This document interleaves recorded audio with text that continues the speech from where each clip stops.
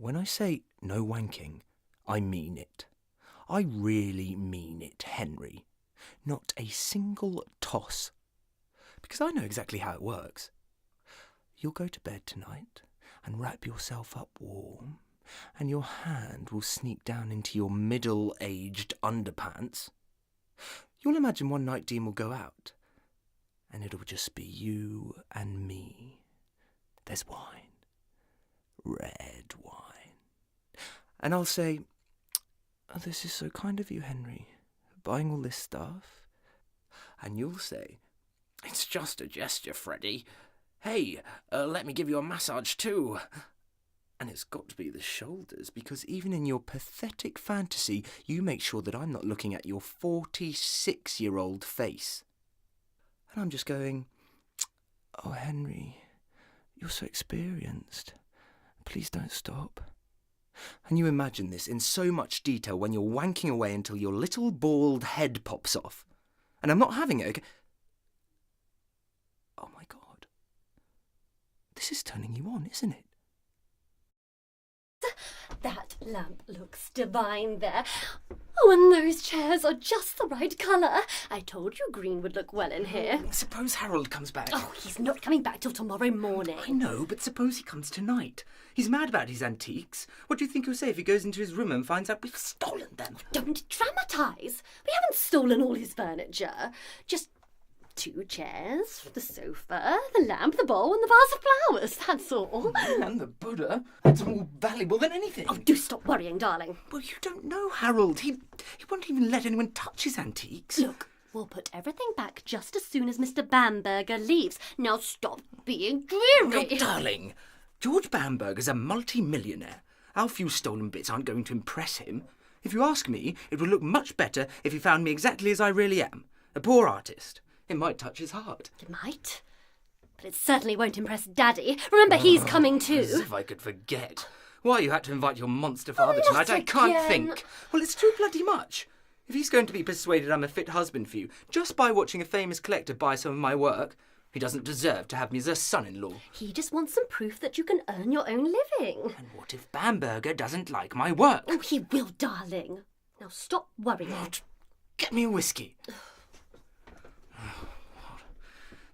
I've got a foreboding. It's all going to be a disaster. An A1, copper-bottom, 24-carat disaster. The trouble with you is you're what Daddy calls a DD. A determined defeatist. The more I hear about your daddy, the more I hate him. I loathe military men anyway, and in any case, he's bound to hate me. Look, darling, all you've got to do is stand up to him. Daddy's only a bully when he thinks people are afraid of him. Well, I am. You haven't even met him. That doesn't make any difference. I'm a complete physical coward. He'll smell it on my breath. Don't be ridiculous. Here. What can he do to you? Well, for one thing, he can refuse to let me marry you.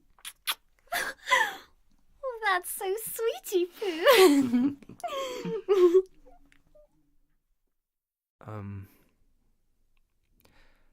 David took me on a walking holiday. Yeah, and it was honestly one of the best things I've ever done.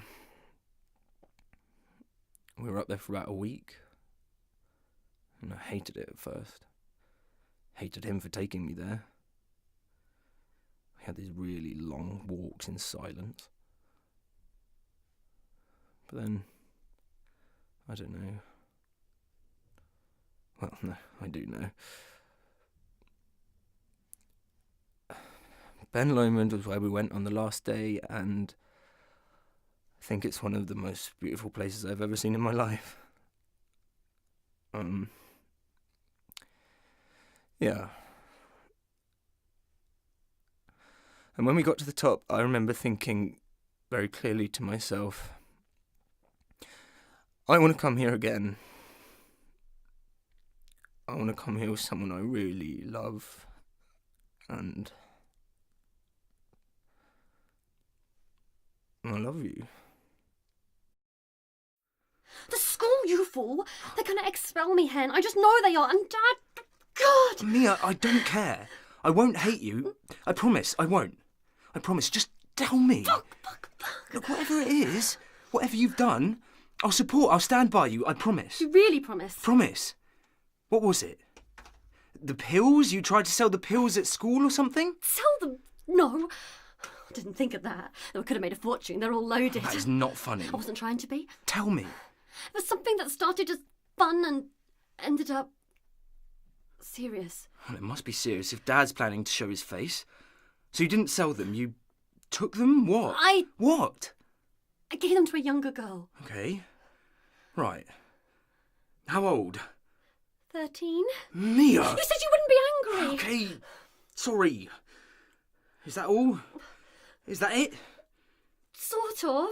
What do you mean, sort of? Well, I gave her rather a lot. How many? 40 mils. You're joking! Even Martha couldn't handle that. I didn't realise. You know the dosage? That's tons, Mia. No, you know the dosage. Of course you do. You've given them to her before. No, you always do. She never wants me to. What happened? After you gave them to the girl? What happened to the girl? She sort of fell asleep. Passed out? No, she did wake up at one point. She was just tranquilised, really. Slower, quieter. She told on you? Not exactly. It was obvious. They found it in her bloodstream. What? She's in hospital. You're joking. I wish I was. Mia. God. I'm sorry. I'm sorry. And he's coming over. Definitely. Definitely. Mia, how could you? Don't. Why does he have to be involved? Why didn't they call me? I could have come. I told you, they did call. Shit. Why didn't they call my mobile? I gave that number to your house mistress for emergencies. Why didn't they call that? After speaking to Martha, they decided they were concerned about my domestic situation. She must have been smashed. She was in a state last night. Angry at everything. Everyone. Well, she's hung herself this time. Who looks after you in the holiday, Mia? How regularly is your mother like that, Mia? Since when have you had access to your mother's drugs, Mia? Oh, this is bad. Oh, no. This couldn't have happened at a worse time. She's getting better. See how she left before getting nasty. She's learning some self-control. Dream on, Henry. I've heard it all before. Just get me the keys, okay?